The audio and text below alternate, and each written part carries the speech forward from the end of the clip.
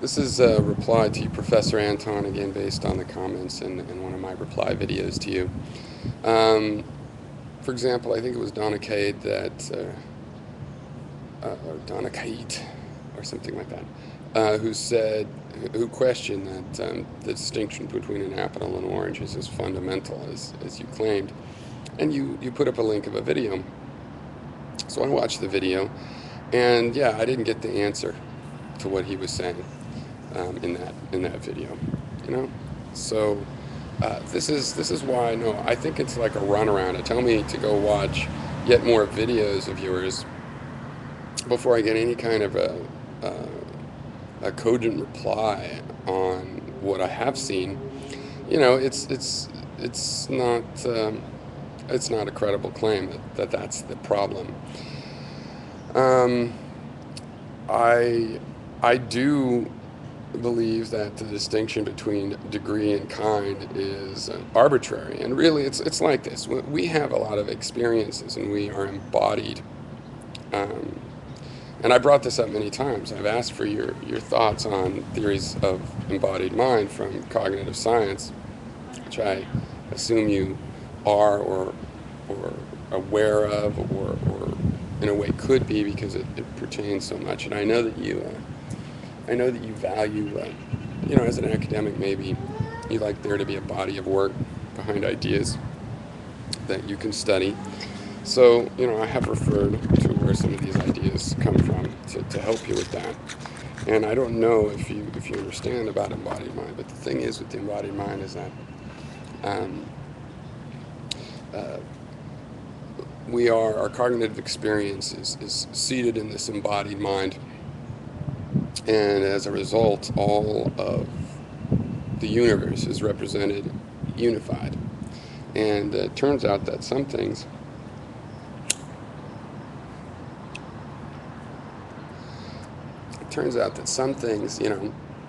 have material components and some don't. Now, when I say material, I do not mean substance. I mean that they come back to a certain subset of perceptions that are the material perceptions, specifically those that adhere to um, certain criteria of consistency that we have developed as a theory of materiality.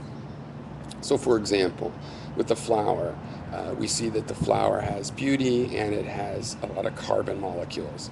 Well, the carbon molecules are material because they relate to these consistent sets, thousands of little facts and details about carbon. Um, and and yet the beauty in the flower appears to be something that we posit on.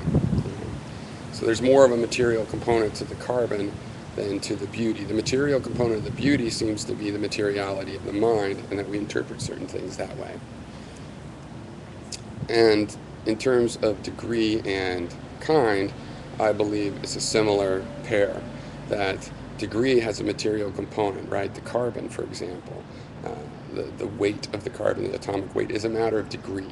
Does it have 1, 2, 15, 100, 1,000? How many protons, how many neutrons does it have? These are things we could compare and therefore get a concept of degree from. So to me, degree is more material than kind, which, like beauty, has to do with forms that our brain needs to function, that we project. It's valuable. There's a material component, but the material component happens to be all neurological. And when we judge materiality, this is a crucial thing we look for, right? Is the materiality entirely neurological, or does there seem to be something in nature among the material from the material facts that we have through this subset of perceptions? Seems to me that in questions of kind, we project those on. Why? Because questions of kind in materiality and materialism break down. Because why? Because everything's made of quarks. Everything is made of the same constituent matter, which means everything is essentially degrees, looking at it materially. And the kind is something that, yes, it's a big difference to us, whether something's edible or not. So that has a lot of import to us, and there are material ramifications. But those become the arbitrary side in terms of the big picture of materiality, right? So it's a matter of comparing. Yes, everything is material ultimately. You know, even a vision of a unicorn is proof of some material phenomena, namely that your brain is having a material configuration that involves you seeing this thing. But that's different than seeing a horse, which also has the same or a similar mental component, but has this other material component, you know, that we can share. There's various kinds of consistency checks that we do.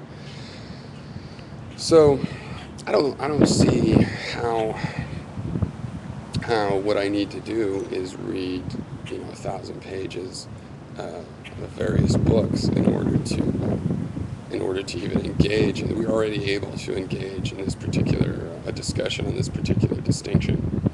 And I really feel that there's an intellectual runaround that a lot of professors and just the institution does that is really just meant to defer you. It's like in my one of my classes in college where we were just discussing personal identity, I brought up the idea that, you know, looking for identity as an unchanging something is bound to fail. We need to study identity as a wave and see how that works, you know. Instead of modeling it on substance, which is a questionable concept, let's put it on wave, which at least so far has survived into the era of modern physics. And everything looks more like wave phenomena than it does substantial phenomena in the old traditional sense of substance. And they're like, oh, that's a very good point. We're going to come back to that. Well, they never did come back to that. It's the intellectual runaround. It's, no, I don't really want to deal with that, so I'll tell you need to study more. And I'm getting the idea you do this profession, and I don't really know why. You're obviously intellectually quite competent enough to come up with arguments that I won't necessarily agree with or accept, but that will be good arguments, good counter arguments, and that will illuminate, you know, your side of the conversation, given that we really are on different sides. Now, what I seek online is not to convince other people. I have no reason to gather an army of like-minded people. I seek out our differences and to see if they're semantic, just different use of language, trying to say the same thing, or which might be real differences. Now, this issue about degree and kind, I think, is a real difference, and no, I don't think that it's a matter of a lack of seeing videos. You perhaps don't understand how little, like, for example, that video that you linked really answers Donna Kaid's question, and his question was very brief, succinct, fit in a single YouTube comment, and a 10-minute video actually didn't really address it. It's not a very efficient thing to say, go watch this video, when the video did not answer point to point what he was saying. So I just get the idea that the support for your ideas is more and more this very distributed thing, relying on not focusing on the threads in this tapestry, and yet I think that's what we need to do. We are decomposing a tapestry and looking at the bits that it's made up of, and then discussing some of those bits. And you say, no, go look at this, other tapestry. Do we ever get down to break this down into the little threads? I mean, really, I think there is a substantial argument about the issue of degree versus differences of degree versus differences of kind, and my idea that it's really only differences of degree which have any material component, that, in other words, that actually matter. Cheers.